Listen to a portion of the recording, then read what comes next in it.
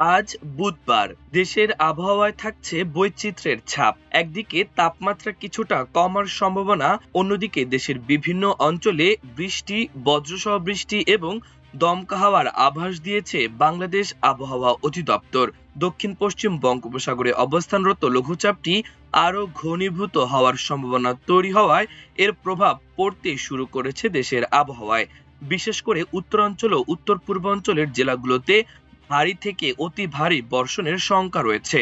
ফলে আজকের দিন জুড়ে দেশের আবহাওয়া পরিস্থিতি নিয়ে সাধারণ মানুষের মধ্যে বাড়ছে উদ্বেগ ও কৌতূহল।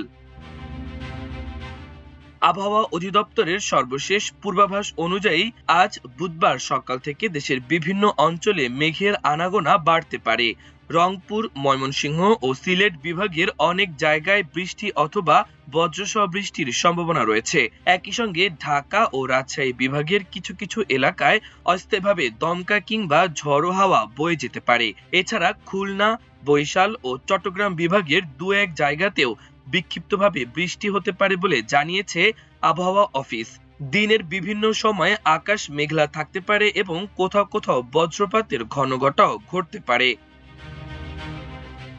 বিশেষ করে উত্তরাঞ্চলের জেলাগুলোতে মাঝারি ধরনের ভারী থেকে ভারী বর্ষণের পূর্বাভাস দেওয়া হয়েছে। রংপুর, ময়মনসিংহ ও সিলেট বিভাগের কয়েকটি এলাকায় স্বাভাবিকের তুলনায় বেশি বৃষ্টিপাত হতে পারে। এতে নিচু এলাকা ও শহরের কিছু অংশে সাময়িক জলাবদ্ধতার সৃষ্টি হওয়ার আশঙ্কা রয়েছে।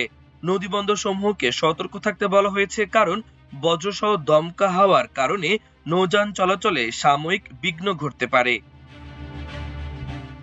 আজ দিনের তাপমাত্রা দেশের বিভিন্ন অঞ্চলের সামান্য কমতে পারে বলে জানিয়েছে আবহাওয়া অধিদপ্তর।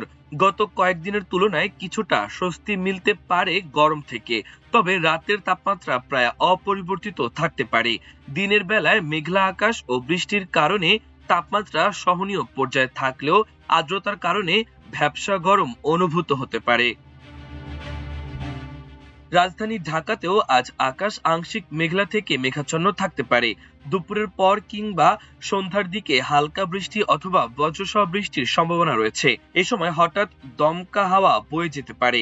অফিসগামী মানুষ, শিক্ষার্থী ও বাইরে বের হওয়া সাধারণ মানুষকে ছাতা কিংবা রেইনকোট সঙ্গে রাখার পরামর্শ দিয়েছেন আবহাওয়াবিদরা।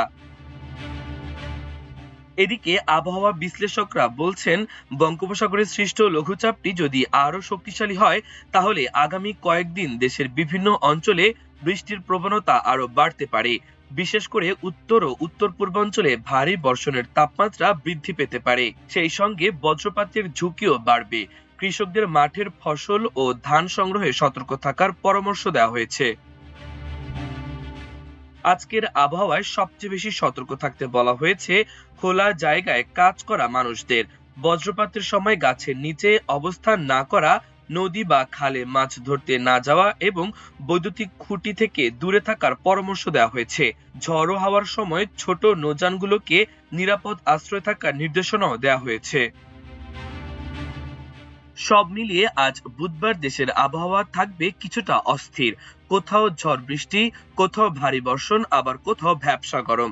সব মিলিয়ে বৈচিত্র্যময় এক আবহাওয়া পরিস্থিতির মধ্যে দিয়ে কাটতে যাচ্ছে দিনটি। আবহাওয়া অধিদপ্তরের পূর্বাভাস অনুযায়ী আগামী কয়েকদিনও এমন বৃষ্টিবহুল আবহাওয়া অব্যাহত থাকতে পারে। তাই প্রয়োজন ছাড়া বাইরে বের না হওয়া এবং আবহাওয়ার সর্বশেষ আপডেটের দিকে নজর রাখার আহ্বান জানিয়েছেন সংশ্লিষ্টরা। মাল্টিমিডিয়া ডেস্ক, আমার দেশ।